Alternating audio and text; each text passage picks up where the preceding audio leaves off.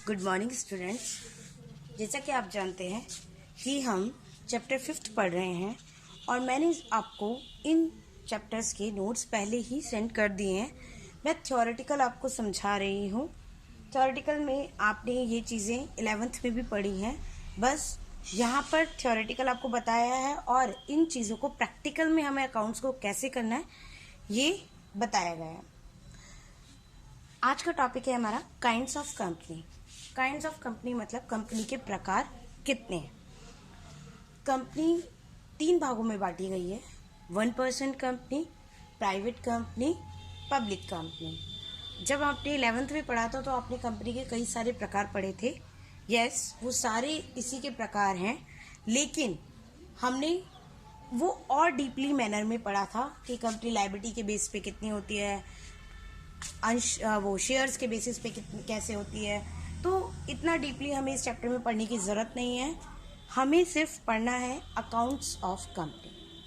तो इसलिए जो यहाँ पे काम आने वाली चीज़ें हैं उससे रिलेटेड कुछ टर्म्स यहाँ दी हुई हैं, वो मैं आपको आज क्लियर कर रही हूँ। Yes, 1% company. 1% company companies act 2013 से इफ़ेक्टिव हुई है। इससे पहले 1% कंपनी का कोई कॉन्सेप्ट नहीं था। मतलब 1%, जैसे कि नाम से ही पता चल रहा है, एक व्यक्ति कंपनी, एक व्यक्ति द्वारा कंपनी पहले नहीं थी, लेकिन चूंकि आजकल हर इंसान कैपेबिलिटी रखता है कि वो कंपनी बना ले, तो आइडिया है कंपनी बना ली। अगर उसके पास अमाउंट नहीं है तो भी वो कंपनी, पूंजी नहीं है, कैपिटल नहीं है, तो भी वो अपनी एक कंपनी छोटी सी खोल सकता है। इसलिए ये कॉन्सेप्ट लाया गया 1% कंपनी का। 1% कंपनी में यह है कि कम से कम एक व्यक्ति हो और वो प्राइवेट कंपनी नहीं मानी जाती, होती प्राइवेट कंपनी जैसी है, लेकिन प्राइवेट कंपनी से वो थोड़ी सी डिफरेंट होती है। जो 1% कंपनी सोल प्रोप्राइटरी फर्म से डिफरेंट होती है। क्यों डिफरेंट होती है? क्योंकि कंपनी में, अभी मैंने आपको बताया था कि कंपनी में जो लायबिलिटी है और जो उसकी लिमिटेड है, चूँकि प्रोप्राइटरी फर्म में लायबिलिटीज और एंटिटी दोनों सेपरेट नहीं होती है। लायबिलिटी प्रोप्राइटरी फर्म में लिमिटेड नहीं होती है, अनलिमिटेड लायबिलिटी होती है, और एंटिटी भी क्या होती है, सेपरेट एंटिटी नहीं होती ऑनर की। लेकिन कंपनी के कॉन्सेप्ट में हमने पढ़ा था कि कंपनी में लायबिलिटी क्या होती है, उसके मेंबर से लिमिटेड, और एंटिटी भी कैसी होती है, सेपरेट। इसलिए 1% कंपनी जो कंपनी है वो डिफरेंट होती है किससे, प्रोप्राइटर फर्म से। प्राइवेट कंपनी जैसी ही होती है, लेकिन प्रोप्राइटरी फर्म से डिफरेंट होती है। अब आती है बात प्राइवेट कंपनी की। प्राइवेट कंपनी के बारे में ये है कि प्राइवेट कंपनी को अपने नाम के पीछे सबसे पहले प्राइवेट लिमिटेड लगाना होता है। दूसरी बात, पहले प्राइवेट कंपनी की जो मिनिमम कैपिटल थी उसका अमाउंट था 1 लाख रुपीज़, लेकिन अब ऐसी कोई रेस्ट्रिक्शंस नहीं है। वो अगर आपके पार्षद सीमा नियम में लिखा है तो आप प्राइवेट कंपनी के लिए कैपिटल मिनिमम रखेंगे, लेकिन प्राइवेट कंपनी में मेंबर्स की रेस्ट्रिक्शंस हैं, मिनिमम 2 होने चाहिए और मैक्सिमम 200। एक प्राइवेट कंपनी में मिनिमम मेंबर्स 2 हो सकते हैं, जबकि प्राइवेट कंपनी में जो मैक्सिमम मेंबर्स हैं वो 200 हो सकते हैं। सबसे बड़ी बात यह है कि प्राइवेट कंपनी में शेयर्स का ट्रांसफ़र फ्रीली नहीं कर सकते। ये नहीं कि आज एक शेयर होल्डर ने शेयर खरीदे और कल बेच दिए, नहीं, ऐसा नहीं हो सकता।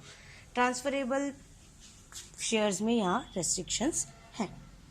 अब बात करते हैं कि प्राइवेट कंपनी कभी भी जो अपने शेयर्स हैं वो पब्लिक को इशू नहीं कर सकती।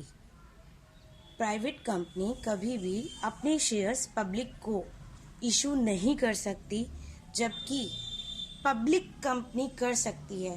तो आप जब भी क्वेश्चन को देखेंगे तो आप ये देखेंगे एक्स लिमिटेड शेयर इशू कर रही है, जबकि एक्स प्राइवेट लिमिटेड कभी शेयर इशू नहीं करेगी।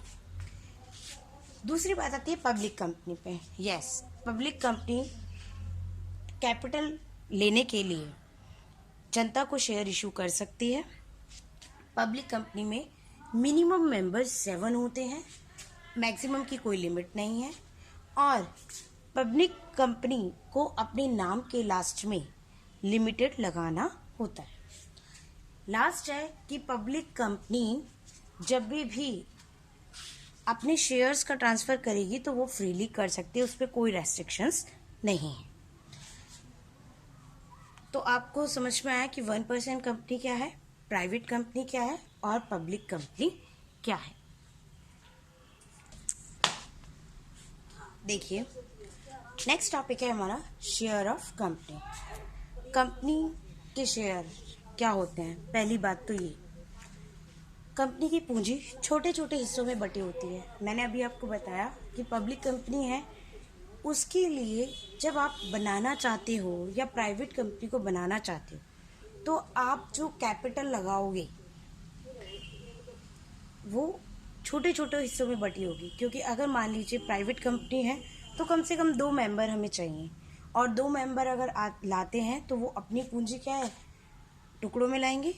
मतलब अगर 2 लाख भी वो लाते हैं तो 1 लाख एक पार्टनर लाएगा, दूसरा पार्टनर।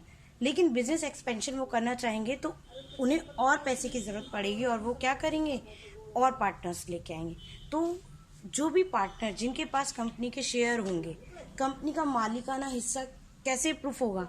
वो ऐसे कि कंपनी के इतने शेयर हैं, मान लीजिए किसी कंपनी के 1 लाख शेयर हैं, तो 1 लाख शेयर्स के लिए अगर 4 पार्टनर हैं, ए, बी, सी और डी, तो वो 4 पार्टनर क्या, किसी के पास कंपनी के 20,000 हैं शेयर, किसी के पास 30,000, किसी के पास 40,000 और किसी के पास 10,000। अगर ये शेयर लिए हुए हैं तो चारों पार्टनर इसके अकॉर्डिंग 10 रुपये का एक शेयर है, तो इसके अकॉर्डिंग चारों पार्टनर अपनी अपनी तरफ से कैपिटल लाएंगे। तो जो कंपनी की कैपिटल है वो छोटे छोटे हिस्सों में बट गई। किसी के पास 10,000 शेयर, किसी के पास 4,000 शेयर, किसी के पास 40,000 शेयर। तो इसलिए कहा जाता है शेयर क्या होता है, कंपनी की जो पूंजी होती है, टोटल कैपिटल होती है, वो छोटे छोटे हिस्से में बटी होती है, और इसे हम क्या कहते हैं, शेयर। शेयर एक अंश जिसे बोलते हैं हिंदी में अंश, और शेयर कैपिटल दोनों में डिफरेंस है। शेयर मतलब है कि एक शेयर, और शेयर कैपिटल का मतलब है पूरी कंपनी की शेयर कैपिटल। अब बात आती है कि कंपनी के जो शेयर्स हैं वो 2 तरह के हो सकते हैं। इक्विटी शेयर, जिसे हम कहते हैं कंपनी के मालिक, रियल ऑनर, जिसे कहा जाता है कंपनी के real owner. Equity share holder company के रियल ऑनर कहलाते हैं। रियल ऑनर का मतलब ये है कि इक्विटी शेयर होल्डर को ही कंपनी में वोटिंग राइट होते हैं। कोई भी सिचुएशन हो, इक्विटी शेयर होल्डर कंपनी में वोट करेंगे, अपनी राय दे पाएंगे। लेकिन प्रेफरेंस शेयर होल्डर के साथ ऐसा नहीं है। प्रेफरेंस शेयर होल्डर वो शेयर होल्डर होते हैं जिन्हें कंपनी में प्रेफरेंस दी जाती है।